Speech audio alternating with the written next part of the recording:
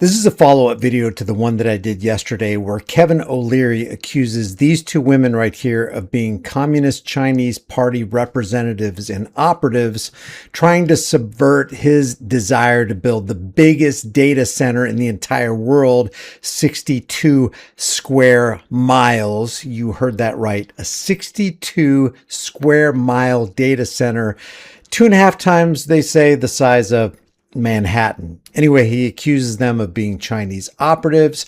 They call him out, push back, insist to their audience that they are just regular, organic people from Utah who care about their state and don't want it taken over by the billionaire political class or the AI tech bros. And it's kind of started a firestorm on the internet, which led them to further investigate Kevin O'Leary, the Stratos project, which is the Meta data center project that O'Leary wants to implement in Box Elder County, Utah. And it caused them to ask the simple question, cui bono? Who's going to benefit from this data center, surveillance center arrangement? So they decided to just go ahead and ask questions and follow the money. That's exactly what they did, and this is what they uncovered. We're going to take a look at it and possibly make some comments along the way. So after Kevin O'Leary went on Fox News to accuse us of being operatives for the Chinese government, we did not back down on the data center. In fact, we actually dug in more. So today's fresh hill is that Utah Speaker of the House Mike Schultz owns 600 acres near the Stratos project site. As one normally does, we were scrolling around looking at the parcels of land that are right around the proposed data center. And wouldn't you know it, we happened upon a little parcel of land with the owner name being labeled as Mike Schultz Inc. And it doesn't take an investigative journalist to find that it is in fact owned by the Utah Speaker of the House, Mike Schultz. And these two combined parcels of land total up to about 640 acres. And that 640 acres is just about 3 miles away from the Stratos project site, right next to the freeway interchange. That's a coincidence. So like any normal person does, you go to the Box Elder County Recorder's office and you pay $1.50 and you can get the deed for that land. And wouldn't you know it, What? this piece of property Mike Schultz bought on January 3rd of 2025. And then to put the cherry on top, all of this land he bought for, quote, $10 and other good and valuable consideration. Apparently, this is like a legal term, the $10 and other good and valuable consideration that people use because in Utah, you don't have to disclose how much you bought this property for. So people put $10 because it satisfies what is legally required without having to disclose exactly what they paid for it, if anything. We are not saying that Speaker of the House Mike Schultz bought this because he knew that there was a data center project coming. In a recent interview, he said that he only found out about this project in April with everyone else. And of course, because historically they've never let us down before, we always take the word of politicians at face value, right?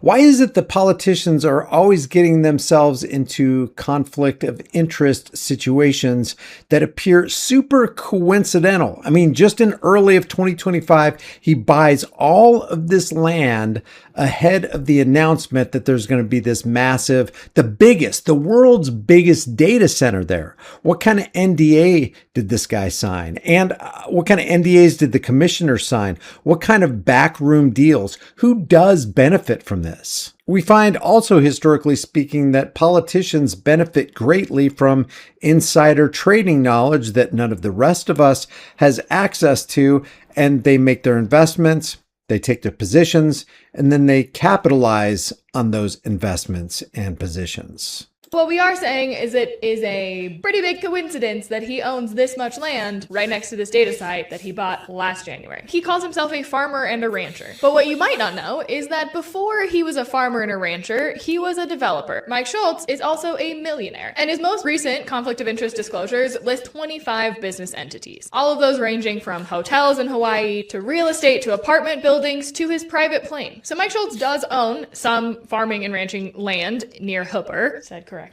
We're not Chinese operatives. But his businesses operate from Davis to Box Elder County. And for a man who has 30 years of development experience, he might be exactly the right person to look at 640 acres of land right near a project like this and know exactly how much that land is going to appreciate in the next few years. So after learning all of this, we decided to look at some other places around the country where they have built data centers and what the land value around the data centers have grown to. So according to Land App, land value around data centers has increased between 2 and 104 times its agricultural value. And an organization called CBRE has said that the land around the data center in Loudoun County, Virginia, has increased 16 times compared to the next property value. There are developers that are offering people $4.4 million an acre around other data centers in the United States. Now, we know that Box Elder County is different from Loudoun County, Virginia, or any of these other places, and we are not saying, again, that Mike Schultz bought this property because he knew about this thing that was happening and he knew how much the property value would increase, and he happens to own all of these development companies and construction companies, but these... And of course, these are just legal disclaimers because anybody with a half a brain understands that politicians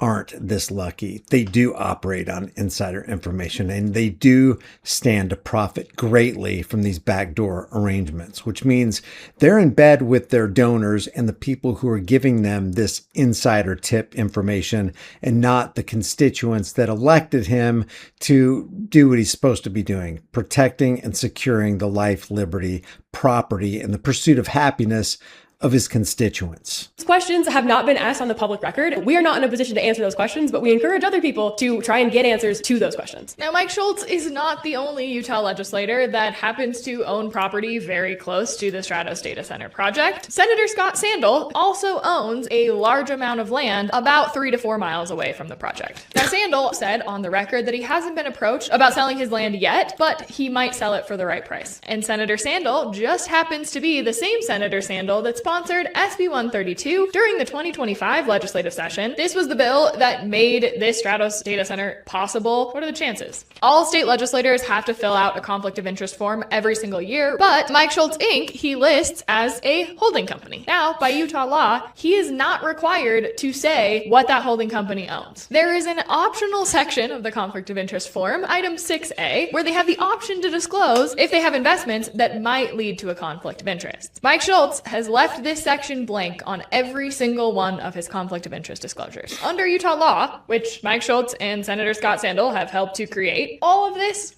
is completely legal. They are answerable to no one. And even though it might be completely legal, these frameworks, these regulations, these ordinances, these codes that they're walking under and operating under are made so that they can do exactly what they're doing. Capitalize on information, understand who's going to be coming to their county to ask them for taxpayer funding so they can get their data center project off the ground, tax breaks, tax incentives, land grants, and they operate accordingly. That's why you saw specifically in Box Elder this massive amount of community members coming around saying, no, we don't want a data center here. And the 3 commissioners saying, okay, we're going to have a data center here. So if Kevin O'Leary can go on national Fox News and accuse us of being Chinese operatives and ask to audit our books, I think that we should propose some audits of our own. Maybe the timing of all of the meetings that Kevin O'Leary had with state leaders, there are contradicting reports, an audit of the deed and the $10 that Mike Schultz spent, plus his other good and valuable considerations to buy these 2 parcels of land. To be auditing the holding companies and disclosure forms laws around our Utah legislators. Maybe. How about auditing their emails, their public emails, because they are public servants. Let's see what you got going on your phone. Do you have any Telegram accounts, any Signal accounts? Show us every time you dialogued with somebody who represented O'Leary or O'Leary himself. What exactly did you guys say? What was the deal? How long before the Data Surveillance Center was approved did you have the information that the Data Surveillance Center was actually coming to town? We should audit the people who stand to benefit from a project like this and how much their messaging has changed given the public pushback. Because this is a continued pattern that we see in Utah where people in power and people with money are continuing to get more power and more money off the backs of everyday Utahns and destroying our environment while they're at it. If you want to see the full documentation or a beautiful interactive map that Jackie made on Google Maps of where all these parcels of land exist, you can go to our Substack, go to elevateutah.news, and you can see that. And if you once again would like to buy a hat to tell Kevin O'Leary.